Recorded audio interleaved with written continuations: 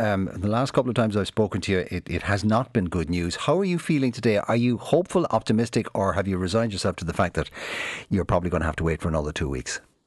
Good morning, Mark. It's 50-50 at the moment whether or not we will be whether we will have a postponement to the 19th of July, or whether we open on time as scheduled on the 5th of July.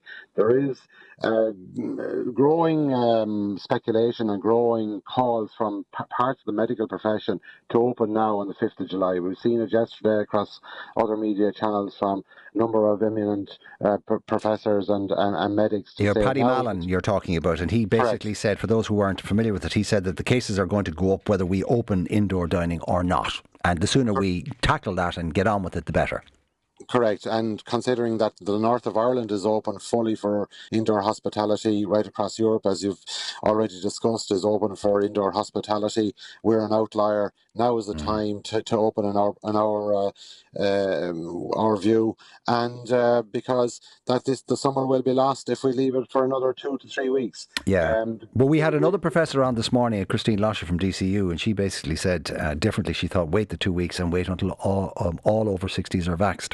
So, well, we've always followed public health advice, and we will do so when that advice is given. But we are in a different position now. We're asking very clearly from the government, where is the vaccine bonus that we were promised? And we were promised that we would be open at the end of June. Now that was moved to the 5th of July, and now there's a question that it could be moved for another 2 weeks. So this seems to be a movable feast all of the time, and you have to put it into perspective that hotels have been open since the 2nd of June with no outbreak of a Delta variant within any established hotels for 27 days. So we're very clear on this. We need to open, and we want to open on the 5th of July. Yeah, you know the old saying, doctors differ and patients die. Well, in this instance, it's the scientists seems to be differing, and the problem is that your businesses could die. I mean, how long... Look, if the inevitable happens and you get the delay, what's the longest that your members can would accept, and B, can actually take before it becomes the straw that breaks the camel's back?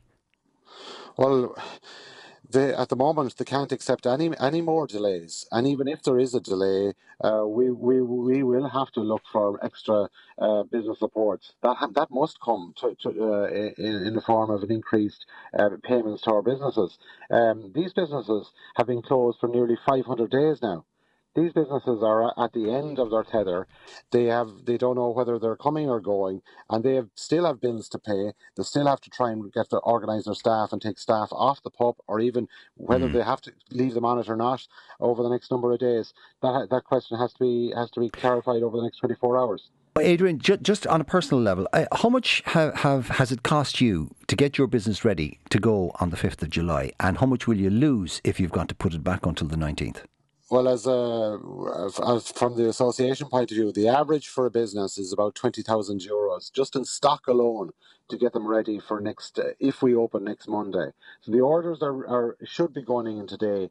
They can hold off until tomorrow morning at the latest. But you're talking about €20,000 just to get your stock ready. Then you need to get your staff ready, get them in and prepared and trained up to get them once we open our doors. So there is a huge outlay for us. And then you have all of this legacy debt of rent that's owed to landlords, of bills that has been paid to suppliers way back when we were open. So we're in a very precarious financial position at the moment. Well, the reason I asked the question is because people talk in these in generalizations, and you actually need to boil this down to pound, shillings, and pence, because we all understand that. We all understand how much money we have in our pocket and how little we can afford to lose any more of it. Look, we wish you all the very best. I hope you get the outcome you want, and I certainly know the public out there want to see you open and want to come back to you.